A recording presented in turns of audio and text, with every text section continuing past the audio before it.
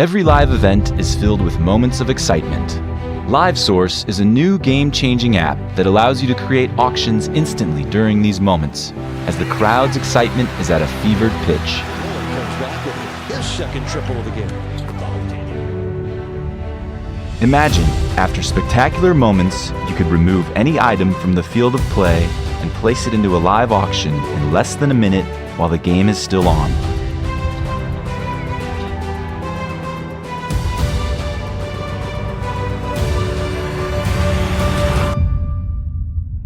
Imagine the fans in attendance bidding on and winning one-of-a-kind memorabilia and experiences from that event while the event is still going on.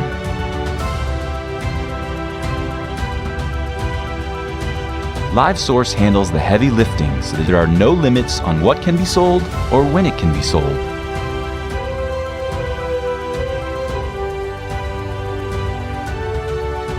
Auctions can be created in less than 60 seconds, at which time the app immediately notifies fans to start bidding, determines the winning bidder, and arranges payment and delivery moments later.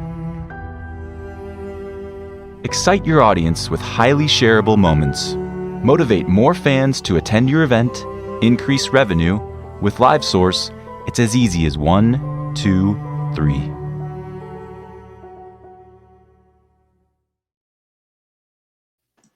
Well, we're back, and thank you, LiveSource, for the support. It's great doing these podcasts are a lot of time, so it is great to have a paid advertiser. So they've been with us about 2 months. Check out livesourceapp.com. Today we got another great show in that space, tech space, I call it, technology.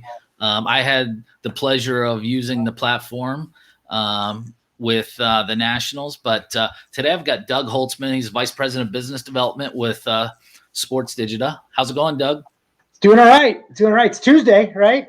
Let's go. It's almost middle of the week. Almost. That's right. You know what? I'm a weirdo when it comes to like work though. I don't like to sit around and do nothing. So even on a weekend, if I don't have stuff to do, like I get annoyed. I'd rather work than sit around and like watch TV or just do nothing. But I'm weird like that. So I know exactly where you're coming from. Well, when you do what you love and what you're passionate about, it's like I'm 42. I feel like I've never worked in my life, even though I put the hours in, and it's just I love it. So it's fun, but we've been following each other on LinkedIn for a while, so I'm always seeing what you're doing and kind of, watched your career over the years. So walk us through kind of, where you grew up and your journey along the way. Yeah, it's an interesting one. So I'm actually originally from St. Louis, Missouri, but everyone, what part of St. Louis were you in? St. Louis. So in West County, so Clayton is where I'm from. Okay. I love Clayton. I lived in O'Fallon, which was St. Charles County. Yep. But we go to Clayton for like Ruth Chris and for sure. Morton's is there. So the great restaurants. Your O'Fallon is very close to the home of Ryan Robertson, my boy from St. Charles West High School. Oh, nice. Right, so one of the basketball big men of his time right there. Yeah, it's a great area. So you grew up in St. Louis. I did. Nice. I did.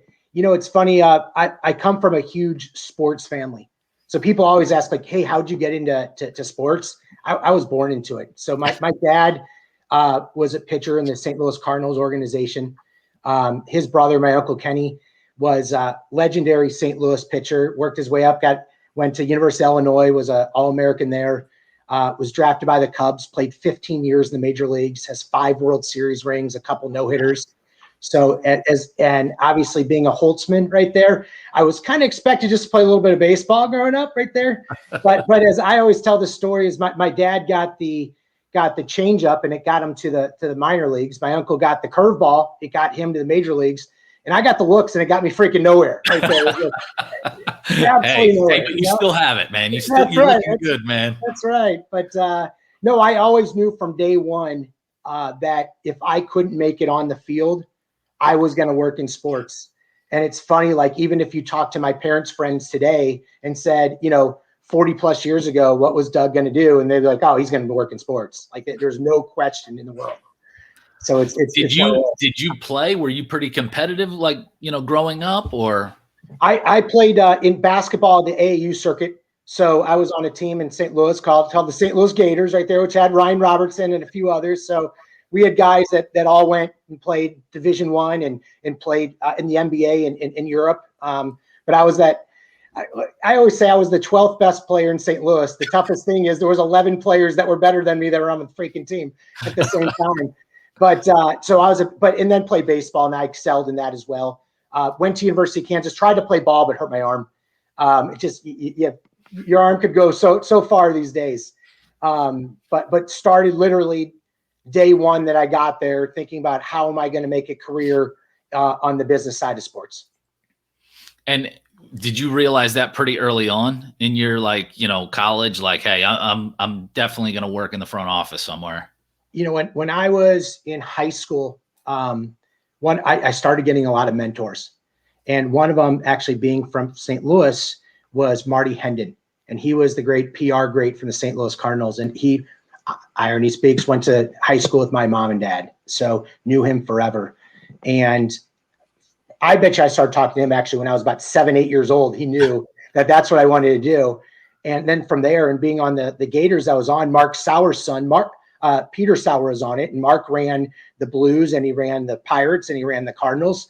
And it's funny, and to this day, whenever I talk to him, he always says, he knew I wanted to work in sports. He said, don't do it. Don't freaking do it. Go work in business, do that, and later on come if you want to do it. And I was like, I'm going to show you, so I kind of had those mentors, and then in college, irony is I met up with Steve Shanwald when he ran the Bulls. And literally and those guys really helped mold my career and help guide me. Because, parents always say, your what doesn't stink, right? But mentors are there to really help you and guide you and say the good, the bad, but the ugly about certain things. Yeah. Yeah, no, that's big. So what was your first big break out of college? Like where'd you kind of start your career? I was a kind of a lucky SOB, always at the right place at the right time.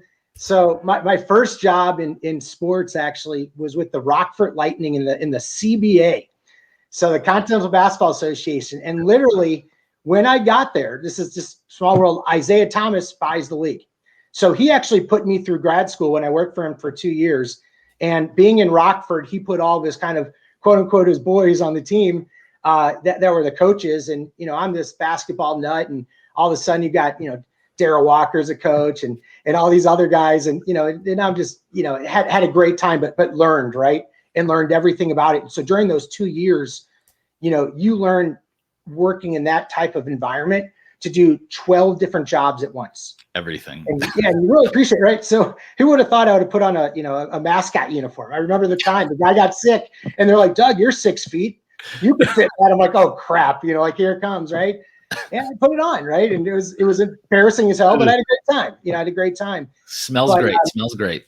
Yeah, and it's there, and it's ironic how your everything starts shifting. And I literally one day got an email from the New Orleans Saints, and they wanted me to come down and interview for a corporate partnerships position. And I was only 24, and I was like, okay, these people are much older than I am. And I remember I flew down and I interviewed with everybody the entire day. And then the last stop on the journey was with the person who ran it, and his name was Arnie Fielko. So his past, he actually was in the CBA as the commissioner of the CBA years prior, right? And it happens. So you're like, done deal. Yeah, it's crazy, right? So I'm kind of in his office. I'm kind of seeing this. I'm waiting for him. And then I kind of look and I see this picture of the 1969 Cubs and another picture of my uncle on that team. And so he comes in and I said, okay, now I know why you got me here. You just wanted some stories. So, but honestly, Arnie's one of the greats in sports, and he brought me on, and I think at that time I was the youngest corporate salesman in all the NFL. But what you had to do is you had to prove yourself, because, I remember vividly, we hired this intern, and he was like 4 years older than I was. I'm like, holy crap, so but I just couldn't show up and expect to do work. I had to work that much more than the other people. I was always, and I remember Steve told me this, Steve Shanwald said, hey, be the first there and last to leave. And that's what I was, right? I had to make that impact, but you had to sell. at the end of the day. You had to learn how to sell. Where's that money? Yeah. And I was there for 5 years, and it's, you know, and the lucky as I was is, you know, we're hosting the Super Bowl.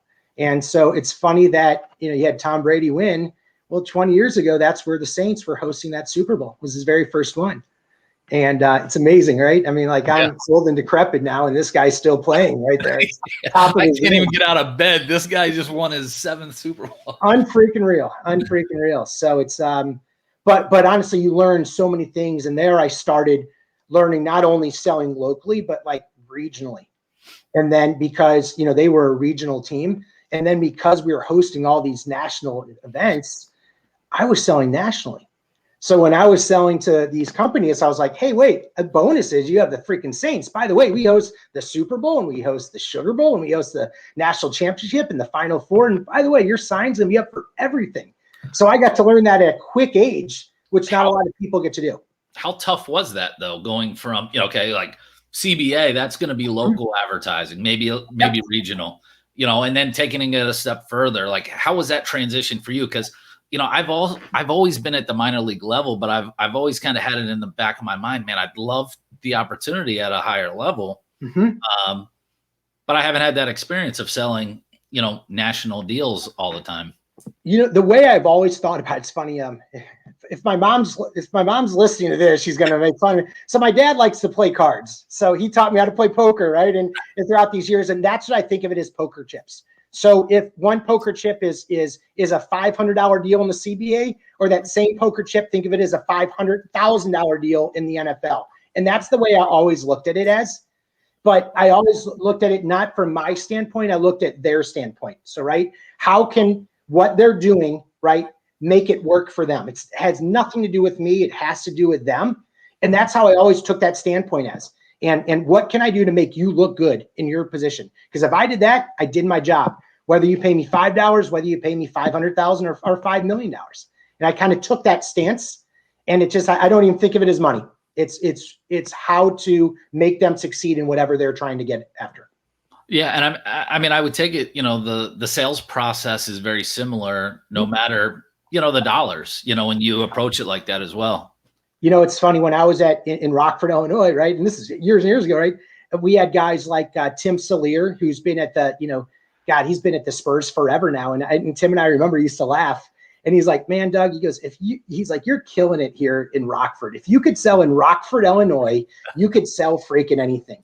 And you really appreciate, because $500 to a small business or $1,000 to a small business is sometimes harder to sell than it is $1 million to a big business.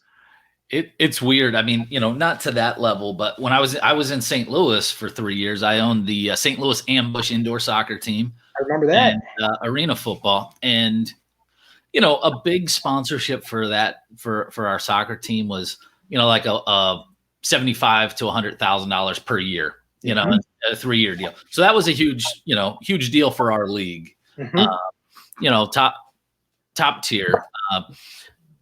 But I ended up selling a few of those, and they became easier than almost like a $5,000 deal. You're right. And it's kind of, you know, it was strange, but it really opened up my eyes to it. And, you know, that has been about the highest I could sell at the minor league level and still provide a good enough return for a partner. I don't want to just sell a $200,000 deal a year to hit that number, and then they're pissed off because it didn't achieve what they needed to. So that makes sense. So I feel like I've maxed that level out. So that's kind of cool. I always like to hear those stories of, you know, the transition, you know, for that. So you were with the Saints for a handful of years. Where'd you go from there? It's funny. So I was there for 5 years. And so again, every story everything has a story, right? So the Thursday before Hurricane Katrina, actually 2 weeks prior to that, I started thinking, I got a call from the Tampa Bay. They were the Devil Rays at that time. Okay. And I'm thinking to myself, why the hell would I go there, right? I mean, it's like this was the old Devil Rays team, right? So I kind of thought about it. I was like, you know what? I'll take the meeting. So the Thursday before Hurricane Katrina, I flew out there. Irony is, I was just thinking about this morning. literally, as I get on the plane, the person behind me is one of my big sponsors at that time was Outback Steakhouse.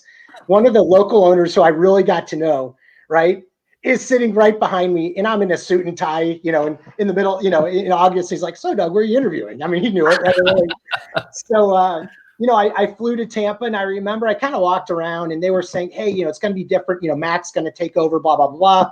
And, it was kind of like, let me think about it. It's one of these, I'm like, I'm in a good situation here. This is this. I got to go to this. I'm like, let's think. Well, I fly back, and I remember Friday night, the Saints had a preseason game, and I might have gone out a little bit on Friday night and got in maybe Saturday morning, right? And I remember my phone started ringing it kept on ringing. I'm like, what the heck's going on? It was my family calling, like, what are you doing? Like, what do you mean? As they woke me up, right? And I'm like, you need to get out of there. It's the hurricane's coming. So I literally grabbed a bag of clothes, my computer, and my iPod, not iPad. That dates me right there. Yeah. And I jump in my car and I head to Tunica, Mississippi for the night. I was like, oh, I'll go for the night, gamble a little bit, and I'll come back the next day. Right. And never came back. And I remember on Monday, I called the Rays, and I said, well, I remember I said I really wasn't interested. Yeah. Maybe I am right there. I said, there's a little caveat here. I don't have any clothes or anything. I'm like, I don't know what's left. You literally, I have my car. I can make it there in about 2 days, but let's see what we can do. And then I went to Tampa to become their director of sponsorships. And there were some very cool people there at the time. So that's when you had guys like Tom Hoof come in, who's now, at Ottawa Senators. You had Brian Killingsworth come in, who's at the Knights. You had Clark Beacom there, who now is at Austin. So you had some great people that have gone on to some very cool careers. And we all kind of got there, right? And got together and like, you know what, let's try to make this work. And that's when, Tom dropped the devil and we became became the Rays and made it to the World Series. But, from a business standpoint, it was kind of cool because we started over. And it was the first time I remember Greg Economou, we actually brought his old company in there, and he taught me something for the first time. I never thought about it. I was always sell, right? I'll sell to, I don't care who it is, right? As long as they give us money. But he said it and he kind of thought about it and he goes, Doug, think about this. He goes, sell something that actually fits. And I remember the first time he said that, I stopped, and I consider myself a student of the game. And I thought about that and I was like, holy crap. And we came up with the idea of this Ray tank out in right center field. And I was thinking, I was like, yeah, you could always go to Chevy and you can do that, but does that fit? And I remember I went to it was the St. Pete Clearwater Convention Visitors Bureau, which at that time was called FloridaBeach.com. And I was like, normally I'd come out to you, whatever. I want you to come out. I just want to talk to you and show you something for 5 minutes and talk about a natural fit. Right. And that Ray tank was kind of the first thing, not only that I sold, it was huge, it was a big deal, but was a natural fit. And, from there, I started doing some cool things. I remember Rich Herrera and I came up with, on Tuesdays, we brought kids that were very sick, and they'd come to the game with their families and have it just a special day. And I remember again, and we were calling it Tuesday's Champion. And I was like, Rich, I got an idea. And we knew in Bradenton, we knew the guys from Champ Sports. And I called Rob Broderson, who was there at the time. I was like, Rob, do me a favor. Come here on Tuesday. And I literally sat with Rob, and as they did this, and Rob's crying and I'm crying as we're watching this thing. And he's like, what can we do to help? Right. And it was a natural fit. It was Tuesday's Champion, brought to you by Champs. Right. And so I start, and again, I every time I talk to Greg, I always remind him of this. And this is back in, 2005 to 2008, during those years where I really learned okay, the value of a partnership and making sure it fits for both parties. And sometimes less is more. And sometimes it's okay to walk away from a deal, right? And say, you know what, just, shake hands and maybe another time. And so I learned a lot during those years. How was it, going from an NFL property to, Tampa? And, yeah. Tampa struggled, with the location and things like that. So was it a much difficult, sell, or was it, a different approach? Tell me about that. Much different approach. So you gotta remember too, I'm also a baseball guy, right? I mean, that's at the same time. So I enjoy being on the field. Irony is actually when I was in undergrad, I was looking at grad schools to go to, and I was going to be a grad assistant baseball coach and go down that path. And my uncle Kenny made me call Lou Piniella and to see what he thought about being a manager. And in the first 2 minutes, he talked me out of it right there, literally. So the first manager at the Rays when I get there is Sweet Lou right there. So it's kind of funny, right? How it all worked out. But, I took the approach of this. So that's a tough sell. The New Orleans Saints were number 1, 2, 3 in that city, in that state, in that region. Like they were kings. The Rays weren't. But what I did was, and I've always been a student of the game, is hold on a second. I noticed at that time the schedule was different then than it was today. And I was like, hold on. We played 9 home games against the New York Yankees. And by the way, they also have Big Matsui, and their games are always broadcast in Japan. And then hold on a sec. We're playing 9 home games against the Red Sox, who have Matsuyama and all this stuff. I started doing the math, and I started doing a lot of research. And then I said to myself, hold on a sec. At that time, I could get let's say signage. I could get home plate signage or outfield wall signage at a fraction of the cost that if you were a Yankee sponsor. But guess what? I'm going after that same market. So I didn't even look at it as Tampa. That was just one of the markets. I looked at it as I've got literally like 10% of my games are in Boston and 10% are New York and this. And then I started looking at all the Japanese teams that we were playing, or teams with Japanese players. And then I was doing the math. I was like, wait, it's about half of our home games are broadcast in Japan on not only live, but also then at night on the rebroadcast for them. So that's how I looked at it. So I took a totally different approach of that one. And knock on wood, was pretty successful there because of it. So did you start identifying, companies overseas then to have it? Yeah. I went over to Japan, and I was the first one to do that with them. And so went over there and, first of all, what they think of baseball is unbelievable, right? It's like, God forbid you walk on a field and spit, like a seed on the field. Like you can't do that, right? And baseball to them is like sacred. And they respect the game. The players do, the managers do, the fans do. And went over there and got some great partnerships. Again, we had a player that was from Japan, our second baseman. But more importantly, they knew exactly the number of games when we were playing, whether it's Seattle, New York, Boston, Chicago at the time, that all had prominent players. So they were able to get access to us much easier. Yeah, that's great. I've noticed a lot more teams in the last probably 3 to 5 years doing that, with, who is it? The Warriors in the NBA, Cleveland, Cavs, Houston. Yep. I was actually in Houston after that when Yao Ming was there. So how did that help out? Like you already had some contacts, over there? Yeah. So, now you switched, you kind of moved across, stayed in the same region, but moved countries right there. But then you're talking about, you literally had almost like at the time, Sunday or Monday night football broadcast numbers over in China. Damn. For every single Houston Rockets game. And I mean, so he brought it global. Yeah. Also helped that, you had other like Kobe and all these other guys playing right there, but he brought the game globally. But it was almost not worth the time of the Rockets at that time to get American sponsors because these Chinese sponsors were spending 5 to 7 times more than the same company in America. It's crazy when you start. They wanted to be a part of with anything to do with Yao Ming. They wanted to be a part of. So that was amazing. Yeah. Yeah, that is. So kind of walk me through from there up until where you're at now. Yeah, it's funny. I remember from there, I heard about how college was sold. So now I'm in the NBA on this one, but I heard about how college was sold. And I'm a college basketball junkie. Again, going to University of Kansas, I mean, you literally feel this every home game. It's nuts of how crazy that is. And I had a friend that was there, and I didn't even know that it was kind of a third party that sold it.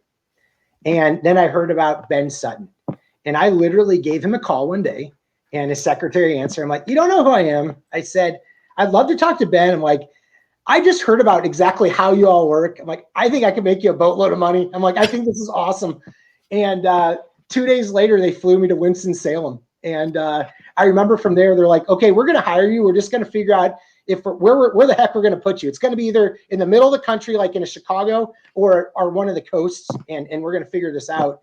And at first, they kind of wanted me to learn how it was like at a school. So they put me at Northern Illinois University as their general manager for 2 reasons. Number one, that's where I got my master's at. So I kind of knew that. So always having blood there. But number 2 is they wanted me to sell regionally out of Chicago at the same time. So, went there and kind of learned that business. It is much different.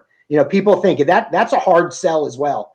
But what are some of the differences that, you saw between the two? So prime example, let's say whether you're in minor league sports or major league sports, and you have an idea right now, or let's say you want to sell something, boom, it's sold today, and the game's tonight. You could get it up there. You're gonna work your right off, but you could get up there. In college, sometimes you then have to go to your athletic director or the person under them, or red tape, get permission. Also, you only pay for certain rights. So if it's outside of that, what's on that piece of paper, you need to get permission. So if, let's say it's this outside the box type idea, right, or with a hashtag, whatever, you need to get permission from your school. So you can't just make it happen on that one. So there are times I remember, though, that I had this unbelievable idea, someone that was going to give us 6, 7 type figures, and we couldn't do the deal. It's just the way it works right there. But it makes you want to, throw yourself into a wall and like, what's going on? But that's just how the college world works when it comes to third parties. Yeah. On that one. But yeah, so from there I was there, and then they moved me to the Air Force Academy. So I opened up Air Force Academy there, and that was the most interesting sell of my lifetime, because now you had companies that were giving money to the school so that when the president of the United States or the vice president of the United States or the secretary of defense would come to a game and look at the scoreboard, that their company was right next to Air Force. Crazy. That's all they cared about. It was absolutely crazy. And it's just a different sell. So never before, think about it, whether you're in the minor leagues or major leagues, trying to get into Boeing or Lockheed or one of those, like near impossible, right? Right. You're literally fielding calls from them. They're calling you. Damn. Yes, and saying, what can I do to get here for this? This is what I need to do. And here's some money, by the way. Yeah. And it's absolutely crazy on that one. So it was a thrill. But you learn a lot. But I will say one thing. I respect the heck out of every service men, women in the world that have ever served, because some of the things that I saw and were privileged to during that. Wow. I mean, I want to hug a soldier anytime, or their family, anytime I see them, because makes you real proud to be American. Oh, yes. But then from there, they moved me to Atlanta, and my wife's from Atlanta. So I kind of told them, hey, when I come on board, I'll go for a ride, but I need to get my butt to Atlanta before my oldest was 4 or 5 years old. And then I was selling regionally and nationally out of Atlanta. So then it's now selling nationally, all these schools. So it was pretty cool. It was pretty cool. Nice. Yeah. I mean, I've seen the growth of Learfield and everything they've been doing. I mean, it's been great. So definitely interesting space from there. So how did you get into, say, the tech side of things? Yeah, it started actually when I got out. So, my daughter was getting into school, and as all my friends that work for teams know, it's like, I wanted to be the coach, right? And I like doing this and doing that stuff. It's tough when you're working for a team and all that. So I actually got recruited to go to one of the top 10 advertising agencies in America to run and start their sports division. And it's called MBI. They didn't know how to buy sports sponsorships. They knew how to do everything else on earth. They knew how to buy radio and TV, digital, outdoor, et cetera. But as we all know, right, when it comes to sponsorship sales, you ask 100 people, you're going to get 100 different answers. So now I came in and I'm literally buying back from my old self, which is hilarious, right? And I could tell you some great stories of friends, but all of a sudden I'm everybody's buddy. Everybody's calling me. Come on, Doug. Come on, man. Hey, Doug, how you doing? Oh, by the way, I heard you represent Honda. It was just they worked that into the conversation, right? Yeah. So, but I had a blast doing it. But here's something. I started thinking about things there. So you asked me about tech. I started thinking about what people were telling me in my career. So when I was selling, and I vividly remember people saying, Doug, you need to tell a story. And you can't do that the way you're presenting. And it wasn't knock at me, it was how I was presenting it. And then I was thinking to myself, God, I remember being at some teams and it would take like 5 to 10 business days to get a presentation back. And then God forbid it was wrong, right? And I got to go back to the marketing department and say, hey guys, and it sucks when that happens. But, so all this stuff, I didn't even realize I was going through this. And I remember too, the first time, this is a great story. I won't say which team, they came in and they did exactly what you and I would do.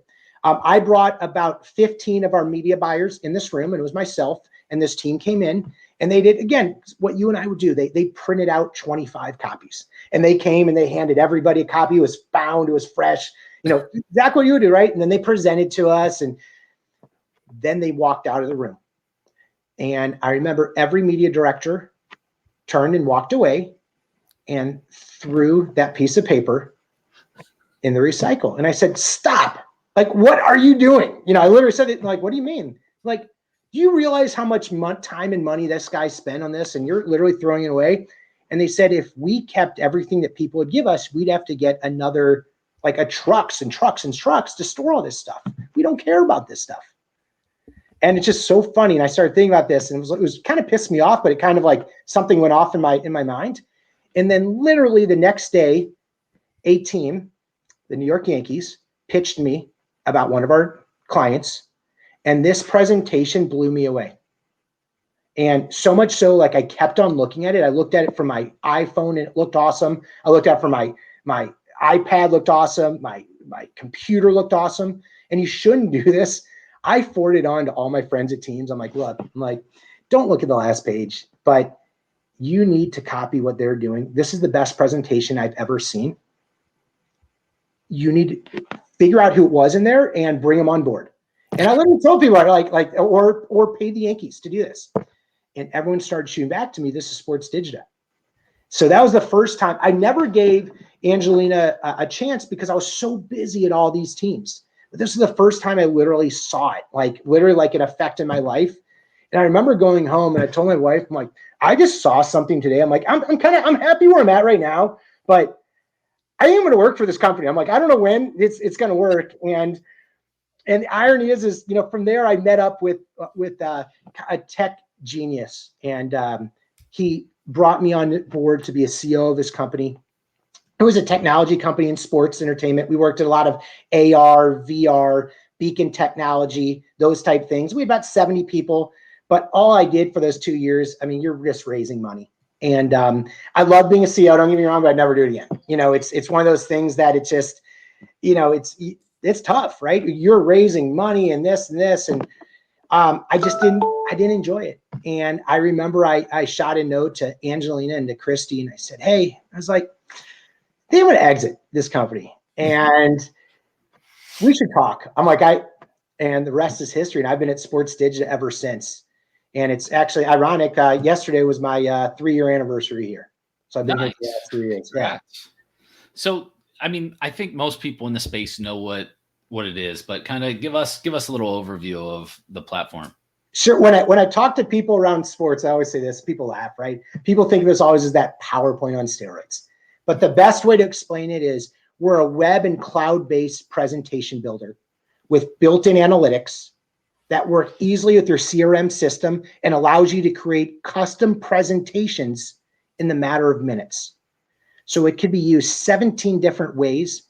So some of the common ways teams use us: sponsorship, sales, and onboarding and recaps, season ticket sales, group sales, renewals, game programs.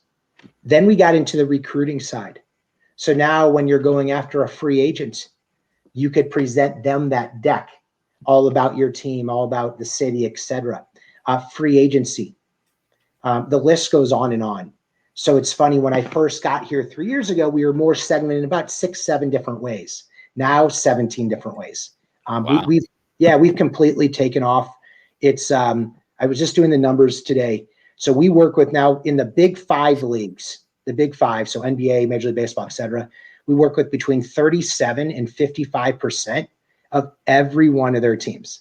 So that's pretty cool when you think about that. So the biggest of bigs, so the New York Yankees, the Dodgers, the Lakers, et cetera, but also small market teams like the Jacksonville Jaguars, Milwaukee Brewers. But then we hit minor league baseball. So as you knew us at the Nationals when they had them, just under 50% of minor league baseball teams use us. So that's single A, double A, and triple A. So teams like the Columbia Fireflies or the El Paso Chihuahuas. And side note, minor league baseball is the best names on earth. I love them. I love each and every one of them. Some of them, I don't know. They're great ones. The Rocket City Trash Pan is one of our partners. Is one of my favorite. I just love saying it right there. I'm a proud hat. I do. They have a good. I saw their deck from you guys. Mm-hmm. So they do, and think about that. The same teams are utilizing that same platform as the Yankees, as the Milwaukee Brewers and the Kansas City Royals.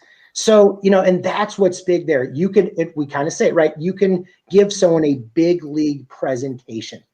What I really liked about it, my first time using it was last year. I was the VP of sales for Fredericksburg National. So, our partnership team used it, but like we didn't have to go to the marketing department or anybody else to create a proposal. Like, it's like, hey, create this, send me a link. Let me take a quick look at it. Boom. Send it out. You get your email when it starts getting looked at, good follow-ups. So I loved it, to be honest with you. I really enjoyed using it. I've had more people that are at a place, at a team, leave and literally say, "You're my first call." And we are their first call, and it happens all the freaking time. It is incredible. Again, I learned old school how to sell. So now you're using your old school method, which is great, but incorporating new school. So analytics, if people aren't using it, I'm saying get in the freaking game, because like literally, and I like put it there, is that, you'll get an email as soon as that person opens up the deck. And then you're able to go in that deck and look at exactly what he looked at and for how long you looked at it for. So think about when I'm following up, I always tell this story. I'd say, "Hey, Andrew, it's Doug. I just want to make sure, were you able to open up that deck that I sent you?" And so I'm baiting the what out of you, right? Right. You want you to lie to me. So if you lie, great, I'm just going to cross you off my list. If you don't lie, then I'm saying, "Hey, remember we talked about blank?" And I'm saying that because you were on that more than most. So I'm kind of inside your head. So it's just if you aren't using it, you need to. And I say it to people all the time. I don't care how good of a seller or bad of a seller you are. It will make you an unbelievable seller just by having that. Are you guys NHL? Do you guys? I can't think of the team. I want to say it might have been Dallas or somebody, but some NHL team that's using you guys. They had a lot of great video stuff in their thing. We didn't quite have that kind of stuff yet in Fredericksburg because we were a brand new team, but the capabilities look amazing. And how long does it take to get set up? Because again, when I get my next gig, I want to give you a call, Doug, and say, "Hey, how long will it take to get set up?" Roughly? Yeah, don't say this too loud, because Angelina's listening. She may say she's not going to pay me on this now. No, how long? So I've been here 3 years. I've brought on 77 different new partners. 70 of them have been in sports. So I can say the average time. So if we signed a contract today with someone, is 4 to 5 weeks and you're up and running. We've got it down to a science and an art at the same time.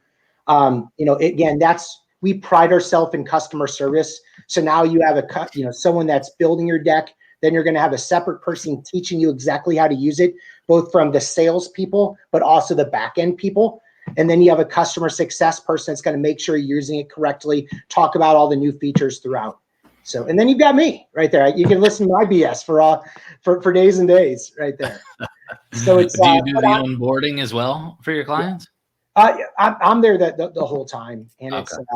But it is amazing that it comes full circle your career, And out of those 70, I've probably known 67 of them, right? Those people, but it's just who's in your circle. And again, as I say this is, I could probably sell you a pencil, but I don't like pencils, right? Yeah. But if I believe in something and I know it is going to help you, that's awesome, right? And that's what I'm doing. I know I'm going to help you, because at the end of the day, you're going to be like, hey, Doug, you made me money. Thanks. Well, the other thing, what I think is pretty cool, is like, you've been on our side of it. Mm-hmm. So like, you're not just a tech sales guy like that knows the product great. That's all fun and dandy, but like, you can relate to our problems, and basically this is solving one of the problems that we have. You name the problem, I had it. We call them pain points, right? But when I say this, I say this on every one of my calls, but I 100% mean it. I'm a moron. Like, if you ask my wife, who's the biggest moron she knows, she's going to point right to me. And like, if I can figure out how to put together a presentation in 5 minutes, anybody can, and we teach you how to do it. So it's so awesome. Like, I would literally get the cleaning person to put together decks for me before, when I was doing PowerPoints and PDFs, and they all sucked, right? But you're going to put together fast. You're going to be able to put videos, and you're going to show exactly what sign is going to look like. You're going to have custom infographics that move, and just, you're going to do the wow factor things. Like, you've got to show that, like what separates you from competitors. Why should they choose you? And you're telling that story, and that's so big, and I say this to people all the time, again, and I use this by now, right? It's not about me, it's about you. So you need to tell that stories, how your company is going to help them reach their goals. Well, and I think too, when you're trying to sell a premium product, or a high ticket, item, you don't want it to look like a middle school kid made it on PowerPoint, And so, that's what I really liked about it. And then just how fast I could get deals done as far as proposal. I could go have my meeting today, and the same day I could have that proposal wrapped up and sent out. If not that day, the next day, no problem. It's literally it's minutes. I use the term all the time. They make fun of me at the office, but it's a game changer. And to be honest, I never got trained on it. So, I kind of got thrown into the fire as soon as I got right there. I love it. It was like, one of the sales reps was like, hey, this is it. I was like, all right, I'll just look through it. And so it was really easy to pick up. But I'm sure I wasn't fully even utilizing it. So next time I'm going to make sure I go through some training and really do it. But I mean, it really didn't take much we were closing deals left and right there. So, and it was a big part of it. Yep. And it is amazing. I'll tell you, we had our first father-son combo use it. So we had, I won't say the last name, but someone at the Infinite Energy Center, and his son now at the Atlanta Hawks uses it. And that is freaking awesome, right? And so like literally 2 generations. So again, somebody that is a little bit more green is going to pick this up very quickly. Someone that is so used to doing the same thing for the last 30, 40 years, they're going to actually pick it up quickly as well. And once they switch, they're going to realize, oh my gosh, look how much time and energy I was doing and all this stuff. Now I'm ready to rock. Is the program the same for like minor league teams as it is the major league clubs, or is it like a light version? No, they're all similar, but it all depends is if they add certain components to it. Gotcha. So for instance, we could do things like we could come out and take 360s. So in all of your areas. So if you're presenting, the home plate club or whatever, you have 360s there. Gotcha. Or now we could do iframing. So if you already have it, we could bring it right into our platform as well. So again, it's all depends what you end up doing. Some teams have like a 2 deck in 1 type as well, where if they have 2 different teams but same owners, if you're presenting to team 1, it'll look like team 1. If you're presenting team 2, it'll look like team 2. So we've kind of adapted throughout the years and changed, but and then it comes down to how many users a team uses us for. Yeah. And so what's your focus with the company? I know you're vice president of business development. Do you have like a region or certain leagues that you work with? Yeah. So I'm 90% focused on sports on that one. So we actually have a non-sports side of our business as well. That's really taken off. And I'll talk about that in a bit, but so for myself and Christy and Tom kind of have our more focus on sports. And then we have about 10 plus others on the non-sports side of the business going after what we call as B2B clients. But I'd say I'm the most, focused on sports in the company right there. So well, and you've been there. So, I think it just, when you're out there talking to teams, I mean, the respect level of just, you being in the trenches already, is helpful. But and I so, go ahead. Yeah, I said I always learn something, and Steve said is never burn a bridge, right? And always, always get your circle and get it as big as you can, right? And just be the good person, right? And people always gravitate towards you and help, right? Be that mentor, help people as well. So that's what I'm doing. I literally feel is when I'm talking to teams as I am helping them. So it's kind of my way to give back to that next generation of people selling for teams. Yeah, no, that's great. How does it work on non-sports? You said that you guys have a non-sports division. Yeah, it's fun how it started. One of our teams was presenting to a non-sports company, and they love the deck, and they're like, "This is fantastic," And we had a meeting with them, and they said, "You do non-sports teams?" And we said, "Sure, we do." That's how we started right there. So it's but it's really taken off. So think about any time you could use a deck, right? So whether you're selling or onboarding or recap or marketing or recruiting or HR, et cetera. So prime example, the Atlanta Braves are a proud partner of ours. And I got a call from Drew at the Braves. And he said, "Hey," he goes, "one of our partners is Kaiser Permanente. And they've kind of fallen in love with the deck that we've given them because they gave them the sales deck when they sold it to them. And then they gave them the recap deck. And they kind of set up the meeting. It was actually here in Atlanta where I am.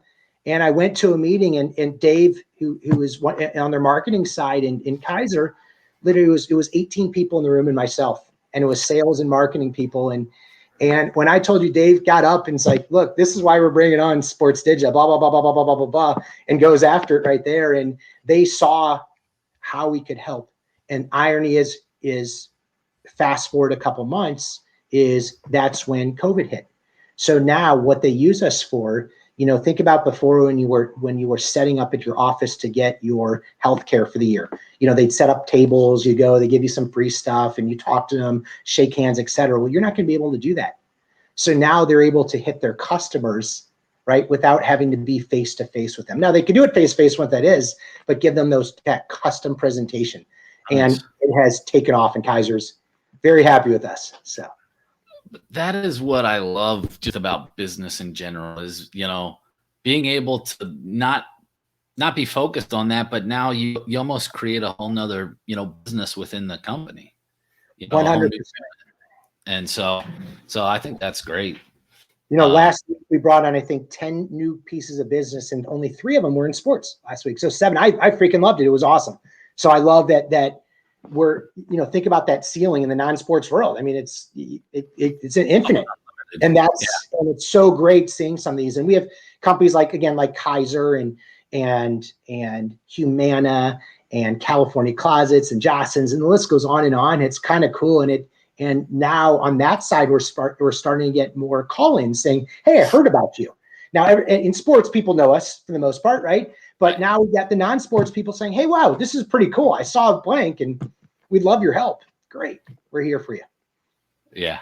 So, you're outside the sports side of things. I mean, do you miss that? Do you miss that kind of grind, or you kind of, got a different I don't miss 7-day weeks and getting on the team plane, and as cool as it was, right? And going, to away games, but it's a lot of work. I don't miss that part, but I'll say this, I miss the camaraderie.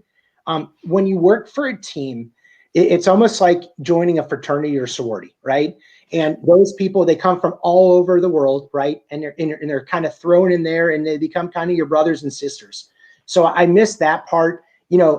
Being that I'm a baseball guy on the field, like I miss going to batting practice, right? And sitting at the cages and watching that. I mean, that's the best part of life right there is BP and just watching and listening and teaching the game of baseball. But honestly, now I'm kind of at the point in my career where I enjoy almost helping each and every team. I get to, again, we have over 450 partners now. So I get to touch all these people and really help them out, right? And it's cool being a part of that when you're there. So, hey, if I'm at the Braves games, we're helping them. And if I'm at the Atlanta Hawks games, hey, we're helping them.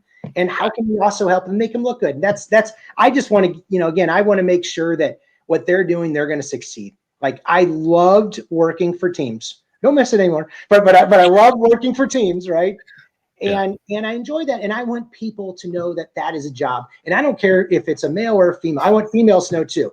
I'm adamant about that, is making sure that anybody could get that job that they want too. So tell me about that though.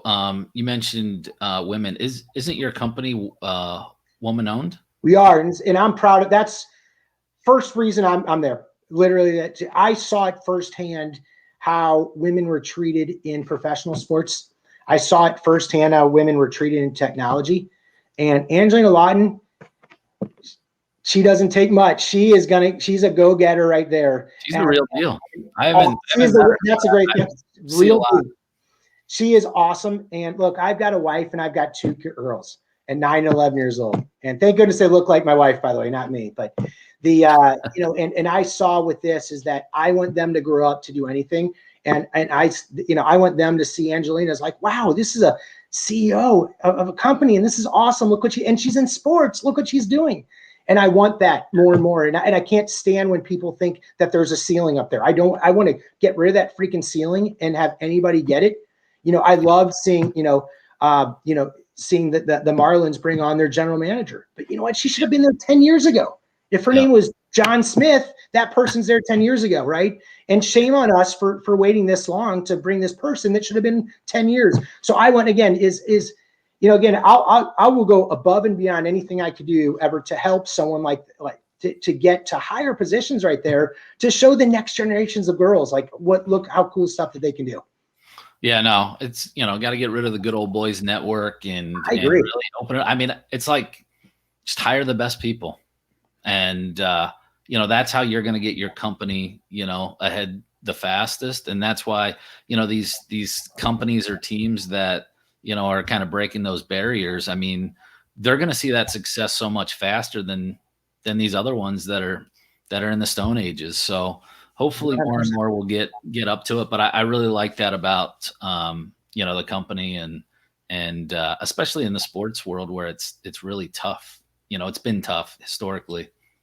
100%. But it's gotten much better for sure. But we need to keep this up continually. Yeah. But just continually keep on doing this, right? And getting better and better at it. Yeah. Yeah. No. Well, how about this?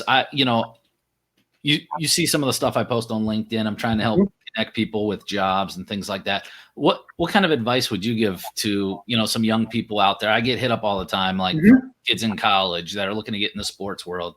What kind of advice do you have? Are you going to be like good old Lou and talk everybody out? That's right. I want only if you want to be a coach. I'll just say, hey, here's 2 minutes on it.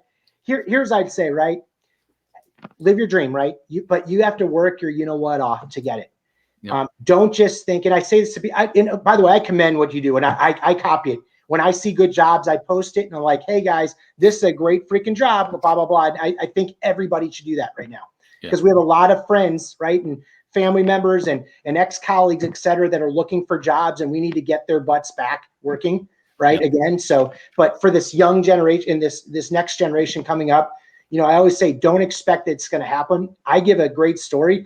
Again, coming out of undergrad, I shot my resume, again, having the name Holtzman and whatever, to every single baseball team in America, right? I got back 2. Not even the Cubs where he played wrote back to me. The Cardinals where my dad played wrote back to me, like just 2 for like, hey, we'd love to interview you. But it was for, for a nothing position or whatever. But like, you can't just expect it. So yes, you are going to apply on the Teamwork Online's, LinkedIn's, et cetera. But you need to reach out to people at those organizations, at those teams, and don't be afraid to. LinkedIn is awesome.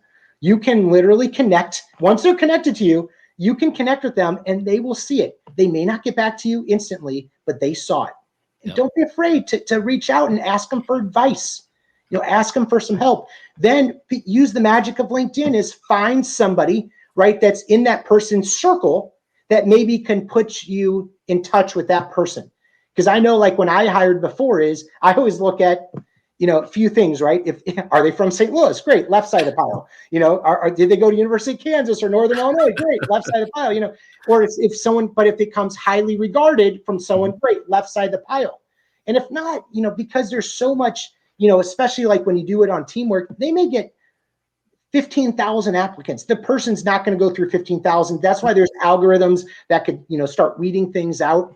So you got to find a way in. So don't just assume because you applied on their company website that they're going to see it. You got to be proactive, because if you aren't, somebody is, and they're going to go get your job. And I say that to people all the time, but people want to talk about their careers. Like, they will do it to you and just say, hey, can I buy you a cup of coffee? Or it's just, I'd love to pick your brain and see how you got there. And then once you're there, then you work your ass off. But you got to get in that circle first. And that's the big part. Yeah, no, and I think that's a big part. I think LinkedIn could be such a great tool for people, and don't just have a page. I mean, but get active. Engage. I mean, my LinkedIn has exploded over the last probably year, like 20,000 plus new followers in the last year. I'm over 31 or 2,000, and it's like just from getting active. Isn't that crazy? That's really all it is starting to post, starting to, connect with people. And I do it. I get a lot of requests as far as, do you have 15 minutes? And I try to schedule as many of those calls as I can. But I also do the same thing. Yeah. And I'm connecting with different people throughout different, positions in sports. Cause it's good to have friends in the business all around. You never know how things will work out or what, but it's a small world. No question. The web of people you've worked with and where they're all at now, no question. Yeah. Utilize your circle. And that's a big one. Utilize where you went to high school, the alum there, or your college, or your fraternity or your sorority, because people, like I said, if somebody ever contacts me from Kansas, I'm always going, you see a Kansas in my background right there. I'm always going to call you back. Trust me. I will do that. Right. I shouldn't say it too loud, but I will. At Northern Illinois, where I went to grad school, same thing. Always going to look out for people. But ironic that you said that literally right before this call. I'm not going to tell you who wrote this to me, but it said, I'm reading this right now from LinkedIn. It says, hi, Doug. I'm a graduating senior at Wake Forest and have appreciated all of your posts helping connect to roles. I'd love to hop on a call and then learn more about your background and current role at a time of your convenience, blah, blah, blah, blah. That takes a lot of, to do that. Look, I'm right. I was literally starting to write her back as we joined, but I'll do it afterwards. But of course I'm going to talk to her, right? That takes a lot to do, but I'm literally our first call. I'm going to say, I was very impressed to do it. You don't know who I am. Obviously you've seen some of this stuff, but that's impressive to do that. So of course I'm going to take a few minutes to talk to her and try to see what I can do. And I think most people out there in our positions will do the same. I mean, there's always going to be some that, will not spend that time, but I think, for the most part in our industry, a lot of people are going to kind of return that favor. And we all started somewhere. No question. No question. I think we have a duty to help as many people as we can, where we can. And, it's a part that I really enjoy. And just in the last year, starting the podcast, and I don't know if you saw before, but I was doing Free Agent Fridays, videos of people who lost jobs. And it was probably one of the most rewarding things that I've done in my career. I didn't get paid for it. I spent a lot of time. I did over 100 of them, but I was able to help people that needed it. And it's really, and I think that part of that is, why my LinkedIn has exploded too. People see that. And I think when you're genuine, it really changes a lot. So no question. But I for sure tell people you've got to have a LinkedIn page and be active. Like, make comments on things, like things, be engaged, put stuff up. I put something up today because I was talking with someone in baseball yesterday about stats. Like, hey, what are these records that aren't going to ever be broken? And, 50 messages later on, it was kind of cool. And you're just listening to people. But, it's the end of the day, we all work in sports. Like, how cool is that? Right. Yeah, exactly. Like, there's much worse things to be doing right now than working in the sports world. So enjoy it, work your butt off while you're there, but enjoy it and help people. Right. Remember how you got there and how you, not struggled, but at the beginning of your career and how tough it was, right? To where you are now, it's night and day difference, but you had people along the way that helped. Now, like I said, I always go back to Steve Shanwell, Mark Sauer, and Marty Hendon. Those people helped frame where I am today. Like, I am indebted to them for life on that one. Yep. You just got to ask.